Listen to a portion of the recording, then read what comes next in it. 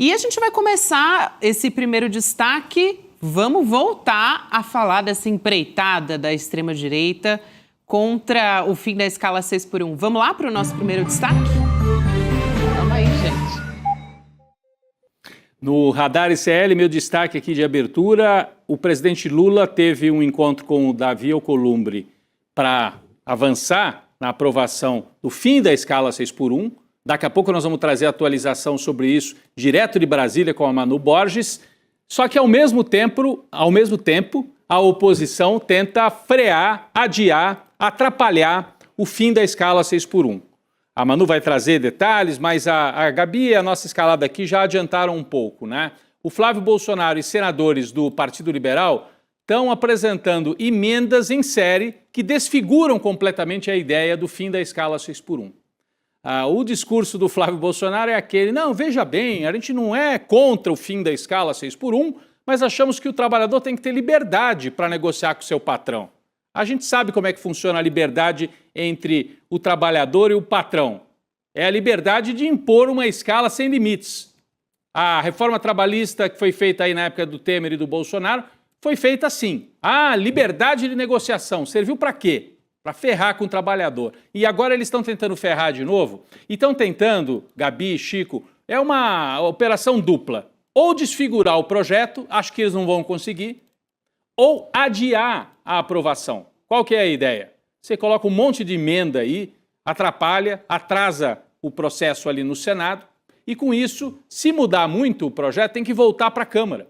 E voltando para a Câmara, aí só vai ficar para depois das eleições. Qual que é a minha análise? Eu queria dividir isso aqui com vocês. Essa tática pode ser um tiro no pé tremendo do Flávio Bolsonaro. Eles não têm para onde correr nessa história aqui. Se aprovar do jeito que está e rapidamente o fim da escala 6x1, vitória do Lula, vitória dos trabalhadores do Brasil. Depois de muitos anos vão ter algo para comemorar na área de direitos trabalhistas. Se for adiada a aprovação, pelo menos não damos essa vitória para o Lula vai usar isso na campanha, nos debates, na campanha eleitoral, no programa eleitoral, de forma didática. Vai ficar assim, olha, entendam o que está em jogo. Não é só a defesa da democracia, é a defesa dos direitos trabalhistas, dos direitos sociais. Flávio Bolsonaro, se ganhar, o que ele está fazendo agora na escala 6x1 é um aperitivo do que viria. Se ganhar, não vai ganhar. Mas se ganhar, tomem cuidado, porque não teria o fim da escala 6x1, vão tentar ferrar mais ainda com a reforma da Previdência. Então, a minha interpretação é que, se eles adiarem, se ficar claro que eles estão operando dessa forma, vai ser pior ainda para o Flávio Bolsonaro, porque vai ficar na conta dele. E vai ficar muito claro quais são os projetos em jogo. É muito bom que isso esteja acontecendo às vésperas da eleição, para que uma parte do eleitorado que ainda está confuso, não gosto tanto assim do Lula. Tá bom, não precisa gostar do Lula, mas olha o que está do outro lado, gente. É alguém que defende golpe de Estado, defende os Estados Unidos e não quer o fim da escala 6x1, está jogando contra o trabalhador. Acho que está bem didático isso, e se eles conseguirem adiar, como parece ser a tática, também vai ficar isso bem esclarecido para o eleitorado brasileiro, Gabi. Fica carimbado, Rodrigo. Eu quero chamar aqui a nossa enquete de hoje, que tem a ver com esse nosso primeiro destaque. A PEC do fim da escala 6x1 será aprovada até as eleições, então você pode votar sim, o Congresso vai agradar o povo, não vão boicotar o Lula, ou só se o PL parar de atrapalhar. Ô, Chico, essa análise é importante, né, sobre esse suposto boicote ao presidente Lula, porque eu acho mesmo que o efeito seria contrário. Porque fica muito claro, né, muito objetivo que o Flávio Bolsonaro, que os aliados bolsonaristas dele, todos eles estão realmente contra o trabalhador. Sim, todo representante do comitê do Flávio Bolsonaro, pegar qualquer um, todos são contra. O mais louco é que isso não interfere na eleição agora nas pesquisas, né? Porque imagina um fato desse, seria para aniquilar a eleição, acabar com a eleição. Sim. Lula eleito e pronto. Ou seja, o cara é contra um dia a mais do trabalhador e da trabalhadora lá com o filho dele, vendo um filme, brincando, indo para o parque. É isso que o Flávio Bolsonaro é contra. Uhum. E segue forte na eleição. Sim. É porque eles têm o eleitorado está cristalizado, né? Os movimentos, a gente tem desde março movimentos, 2 pontos para cá, 2 pontos para colar, mas não muda tanto assim, né? De qualquer maneira, eu acho que tem um eleitorado ali do meio do caminho, não é a maioria, mas uns 5%, que se ficar claro que o Flávio Bolsonaro é esse sujeito que está jogando contra, por isso que eles estão tentando fazer de um jeito confuso. O Flávio não diz nada, fica ali na moita. E os senadores apresentam as emendas. E a turma dele bota para quebrar lá. Para adiar, para atrapalhar. Mas eles não vão falar somos contra, eles dizem somos a favor, mas de outro jeito. Na prática são contra. Agora, se essa turma também começa a ser mostrada, esses senadores do Flávio Bolsonaro, começa a ser exibida em rede, em tudo que é lugar, como inimigo do trabalhador, inimigo de um dia de folga para o trabalhador, eles podem comprometer quem está disputando a eleição, pode comprometer a história deles esse ano. Pois é, até o Davi Alcolumbre percebeu isso, né, Chico? Depois de algum tempo ali travando a pauta, meses também sem falar direito com o presidente Lula, por outras questões também, ligado ao Jorge Messias, mas ele também quer se reeleger, né, o posto de presidente do Senado. Então ele sabe, o Centrão sabe, outros candidatos da direita também não é que eles estão do lado do trabalhador, mas eles sabem que tem uma consequência séria. Aí a gente tem que louvar o animal político que é o Lula, né? Negociando. À beira da eleição, o Lula está ali, não desiste desse projeto. Qualquer outro já teria entregue ali, teria caído na onda do Davi Alcolumbre, que estava ali todo enfesado, todo sapo cururu ali, né? Todo no seu jeitão ali, e teria largado o osso. Não, o Lula está lá fazendo política até o último segundo.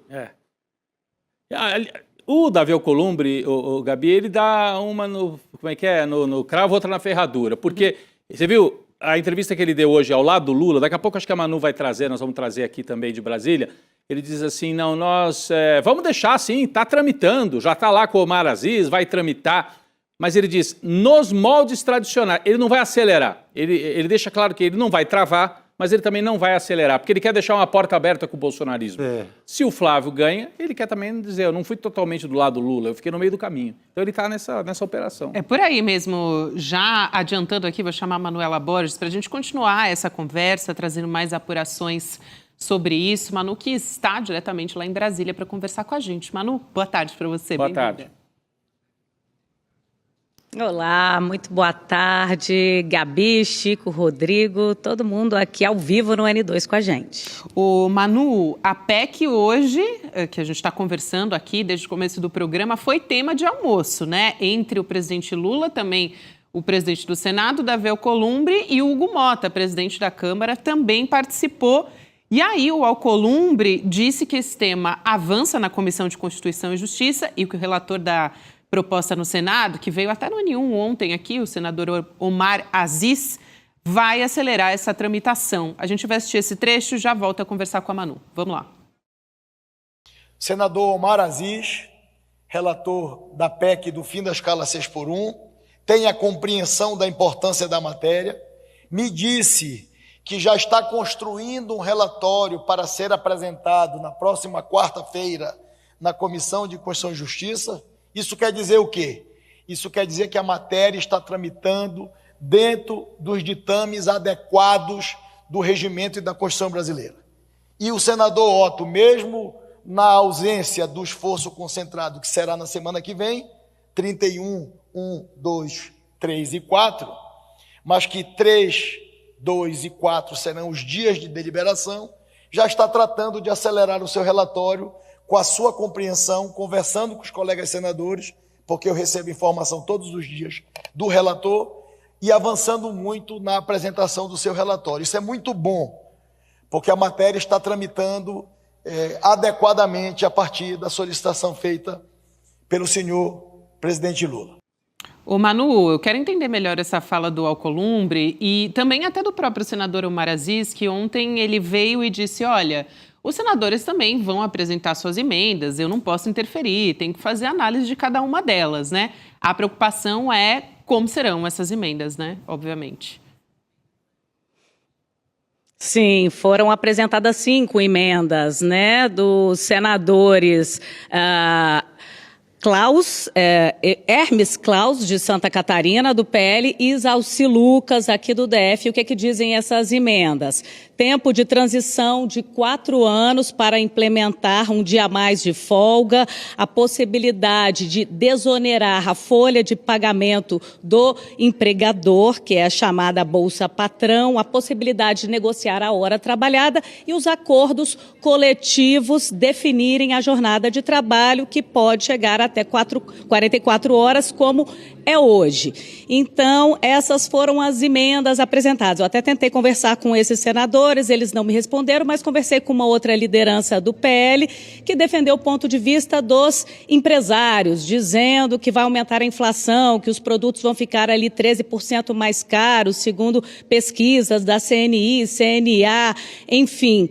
E aí a gente viu que o presidente do Senado, Davi Alcolumbre, liberou a pauta, mas não fez como o Hugo Mota, que quando decidiu apoiar o fim da escala 6x1, sempre que podia, defendia abertamente um dia a mais de trabalho, ele que realmente foi essencial para que a proposta fosse aprovada na Câmara dos Deputados, com 461 votos no primeiro turno e mais de 470 no segundo turno.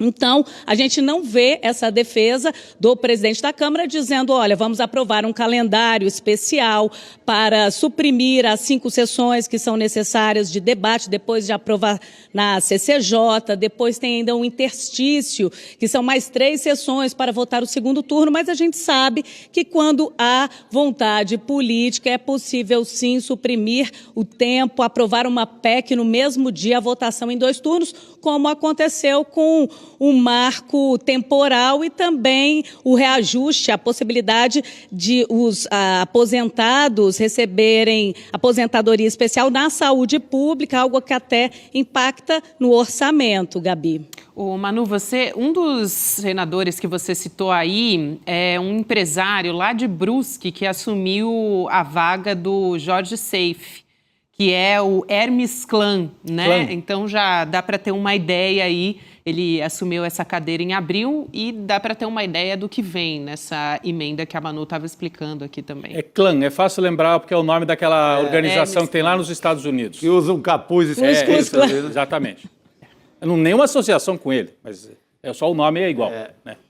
Mas Manu, pelo que eu entendi então, e a gente ouve a fala do Davi Alcolumbre, quer dizer, o Davi Alcolumbre fala para o Lula, não, eu vou ajudar a tramitar, mas ele não vai acelerar, né, Manu? Ele vai deixar que corra no método normal. E como a gente está tendo só votações no chamado esforço concentrado, qual que é a previsão aí, não sei se você já tem isso nos bastidores, consegue aprovar no plenário do Senado, que tem que passar pela CCJ, aí tem essas emendas todas, complica, né? O debate, é claro, se prolonga. Vai aprovar no Senado, no plenário, ou isso deve ficar realmente para depois das eleições? Qual é a previsão que está rolando aí em Brasília? Essa é uma incógnita ainda, viu, Rodrigo? Eu não consegui fechar uma questão se realmente a gente consegue a aprovação desse projeto, dessa PEC, antes das eleições. Porque, é como eu disse, votos, o senador Paulo Paim disse que tem. Agora, será que o presidente da CCJ, Otto Alencar, também, ao receber o pedido de vista, ele vai conceder 2 horas, 3 horas, porque tradicionalmente o pedido de vista é de 5 horas, mas a gente já viu isso acontecer, eles, quando tem acordo, quando tem apoio, eles resolvem tudo no estalar de dedos. Agora, a gente precisa realmente entender se o Davi Alcolumbre vai articular nos bastidores. A gente sabe que ele também sofre uma pressão enorme do setor produtivo, o setor de capital, que já se reuniu aqui com ele já recebeu 90 empresários que trouxeram um abaixo-assinado, uma carta pública dizendo para deixar isso, inclusive, para depois das eleições, para o debate não ser contaminado, mas a gente lembra que esse debate já está aqui na casa parado há 10 anos. Inclusive, tem uma PEC do senador Paulo Paim, que eu conversei hoje, que está tramitando na casa há 10 anos. Ela foi aprovada no final do ano passado, mas aí ganhou força essa outra PEC que avançou na Câmara dos Deputados, por isso que a prioridade é sobre essa PEC, é aprovar essa PEC. Então, vai ser uma pergunta de $1 milhão, viu, Rodrigo? Se realmente a gente vai conseguir essa celeridade, porque quando eles querem, eles conseguem fazer todos os tipos de manobra para aprovar de forma relâmpago o projeto de interesse deles, né? E o Davi Alcolumbre veio falar em agenda de país, né? Em conciliação, em amizade, em carinho. Eu achei até interessante a rasgação de seda que precedeu aí a defesa dos projetos, os 5 projetos que eles querem aprovar nessa semana de esforço concentrado, semana que vem. A gente vai falar mais sobre eles também, mas a Manu adiantou que ela conversou com o senador Paulo Paim, do PT, né?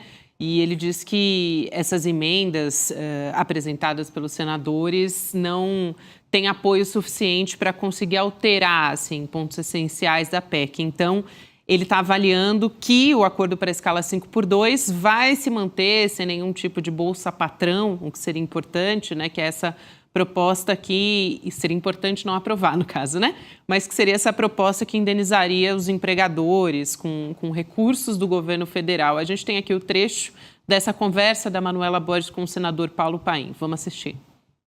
A tendência é que seja votada igual a Câmara votou. Poderá ter alguma emenda de redação que não mexa no mérito, mas essa aí, naturalmente, mexe no mérito. E não acredito que emendas como essa, irreais, sejam aprovadas. Aliás, tentaram aprovar para tentar macular o processo, inclusive a 4x3. E aí, a maioria da própria oposição e a ampla maioria da base, todos votaram contra. O acordo feito, e eu sempre digo que política tem que honrar a palavra dada.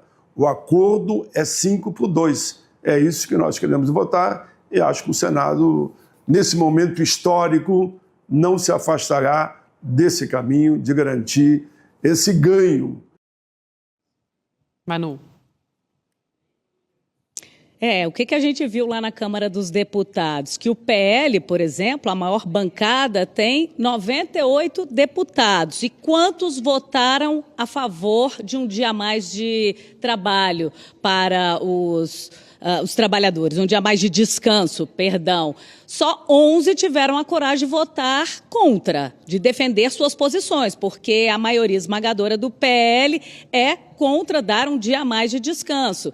Então, na hora H, inclusive o próprio Nicolas Ferreira, que é um dos que mais defende manter a escala 6x1, na hora H foi e votou a favor de um dia a mais de descanso. Então, é assim que opera o PL, e é isso que eu questionei até com o senador. Eu falei, senador, o senhor acha que essas emendas vão conseguir atrapalhar a tramitação do projeto, ou eles vão ter que se curvar à vontade popular e, na hora H, votar a favor da escala 5x2?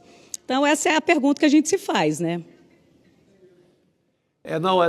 Essa história me lembra um velho personagem, que é o Barão de Cotegipe, que pegou no final da escravidão, em 1888, a primeira reivindicação dele foi uma indenização para os fazendeiros. É isso. Era um velho deputado do Partido Conservador, nascido na Bahia, mas viveu muito tempo no Rio de Janeiro, e ele pede ali formalmente um projeto que quase é aprovado.